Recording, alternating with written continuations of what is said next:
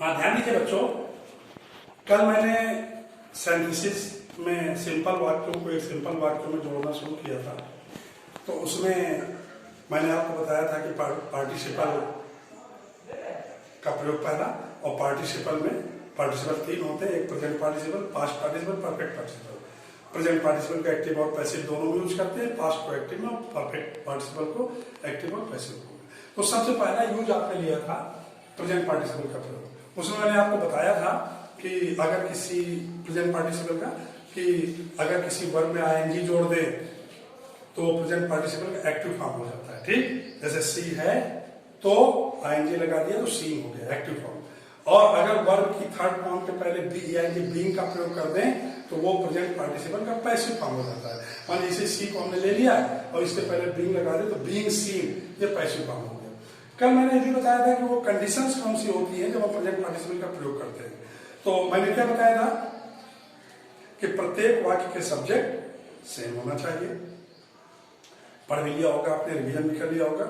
दूसरी चीज क्या बताया था कि पहले वाक्य में जो भी कार्य हो रहा है, पहले वाक्य में यानी जिस वाक्य में कार्य पहले शुरू हुआ हो, पहले वाक्य में जो भी कार्य हो रहा है वो अभी समाप्त ना हुआ हो, चल रहा हो और बीच में ही दूसरे वाक्य में कार्य शुरू हो जाए। ठीक, अर्थात पहले वाक्य में जो भी कार्य हो रहा है उस कार्य का दूसरे वाक्य में क्विक एक्शन।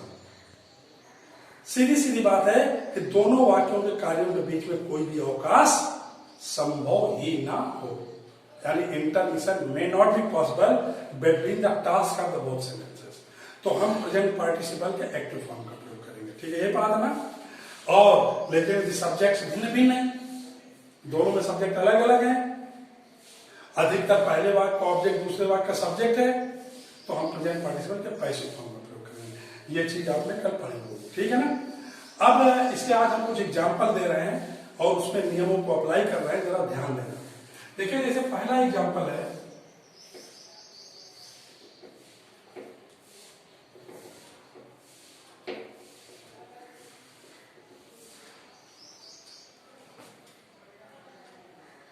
जैसे पहला है कि he was walking on the road,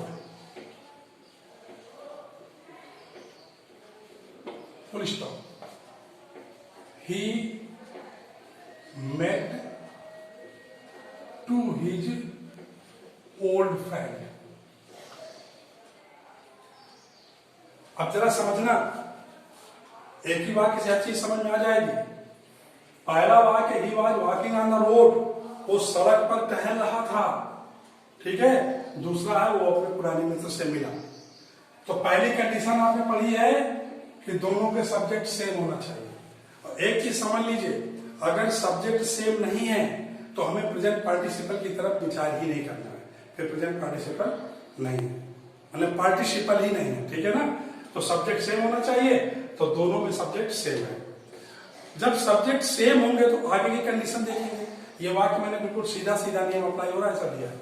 पहले वाक्य में है कि वो सड़क पर टहल रहा था, दूसरा है वो अपने पुराने मित्र से मिला, यानी सड़क पर टहल रहा था, कार्य चल रहा था, कंटिन्यू, बंद नहीं किया टहलना। बीच में ही उसके द्वारा दूसरा कार्य हो गया कि अपने पुराने मित्र से मिला, यानी प्रेजेंट पार्टिसिपल का एक्टिव फॉर्म यूज हो रहा है। अब हम पार्टिसिपल का प्रयोग करेंगे किसमें? जो कार्य पहले शुरू हुआ हो, यानी पहले कौन सा कार्य शुरू हुआ? टहलने वाला। तो जो कार्य पहले शुरू हुआ हो उसी में हम पार्टिसिपल का प्रयोग करेंगे। अब पार्टिसिपल वर्ब क्या है? वॉक। तो हम इसी को बना देंगे walking on the road. Walking on the road comma लगा के he met to his old friend।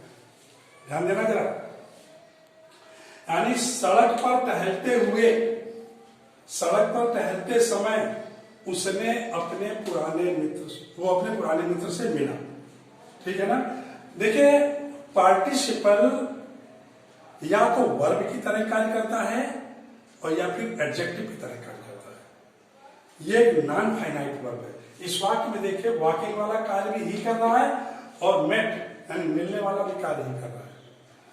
Non finite verb which is not directly related to subject, जो सब्जेक्ट से सीधे सीधे ना जुड़ी हो वो होती है नॉन फाइनाइट वर्ब, ठीक। और जो डायरेक्टली रिलेटेड होती है वो फाइनाइट वर्ब। तो यहाँ walking non finite verb participle के रूप में और मेट मेन वर्ब, ठीक। तो एक बार फिर से पार्टिसिपल वाक्य में या तो वर्ब की तरह कार्य करता है या फिर एडजेक्टिव की तरह कार्य करता है। क्लियर हुआ ना? तो यहाँ हो गया walking on the road he met with old friend, यानी सड़क पर टहलते समय वो अपने पुराने मित्र से मिला। अब एक एग्जाम्पल और है, जैसे वाक्य है सी शा और लायन। जरा ध्यान देना सेंटेंस में,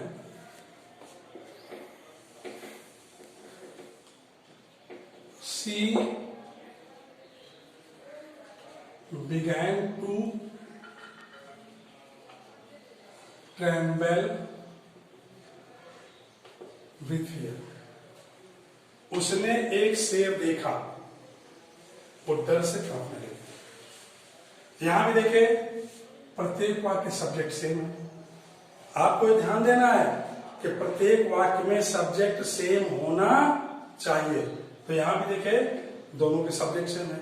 अब आगे देखते हैं, उसने एक शेर देखा, पहले कार्य कौन सा हुआ? शेर देखने का। फिर वो डर से कांपने लगी, डर गई। आप देखिएगा कि वो जैसे ही शेर को देखेगी तुरंत डर जाएगी, यानी दोनों के बीच में कोई अवकाश नहीं है, क्विक एक्शन है। पहले वाक्य में जो कार्य हुआ वो दूसरे वाक्य के कार्य को डायरेक्टली रिएक्ट कर रहा है, यानी प्रेजेंट पार्टिसिपल का एक्टिव फॉर्म लग रहा है। अब इसमें पहले कार्य कौन सा हुआ? शा। तो हम सा के फर्स्ट फॉर्म सी, जब इसको बनाएंगे तो seeing a lion, seeing a lion comma. अब सब्जेक्ट आ गया, सी began to tremble with fear। शेर को देखकर वो भय से कांपने लगी, वो डर से कांपने लगी। क्लियर? तो पार्टिसिपल का काम कौन करना है? सी। ये नॉन फाइनाइट वर्ब, ठीक है? वाक्य क्लियर हुआ ना? एक बार फिर से, दोनों के सब्जेक्ट सेम है और पहले वाक्य में जो कार्य हुआ दूसरे वाक्य कार्य को डायरेक्टली रिएक्ट कर रहा है, यानी दोनों के बीच में अवकाश नहीं, इसलिए प्रेजेंट पार्टिसिपल है। देखिए अभी एक एग्जांपल और हम दे रहे हैं, जैसे he was hungry, full stop, he store a loaf of bread. वाक्य पर गौर करना, वो भूखा था, उसने एक रोटी चुराई। वो भूखा था, उसने एक रोटी चुराई। तो अब कंडीशन, दोनों के सब्जेक्ट सेम है, यानी प्रत्येक वाक्य में सब्जेक्ट सेम होना बहुत जरूरी है। सब्जेक्ट सेम है। पहले कौन सा कार्य हुआ? पहले उसे भूख लगी, दूसरे इसके बाद उसने रोटी चुराई। तो हम ये देखेंगे कि पहले वाक्य में कार्य कौन सा हो रहा है? पहले वाक्य में भूख को एहसास किया जा रहा है सब्जेक्ट के द्वारा, यानी वह भूख को फील कर रहा है, एहसास कर रहा है। और उस मतलब दूसरे में उसने रोटी चुराई, तो जिस समय उसने रोटी चुराना शुरू किया उस समय भी वो भूख को महसूस कर रहा था, यानी पहले वाक्य में कार्य कंटिन्यू जारी था, बीच में ही दूसरे वाक्य में कार्य शुरू हुआ। इसमें प्रेजेंट पार्टिसिपल।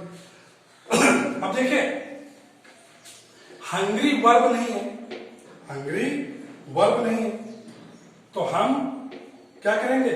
ये वाज, इसकी फर्स्ट फॉर्म होगी जाके बी, और इसी में लगा दो बीइंग हंग्री, बीइंग हंग्री। अब आगे सीधे, he stole a loaf of bread, यानी भूखा होने पर उसने एक रोटी चुराई, भूख लगने पर उसने रोटी चुराई। ठीक है,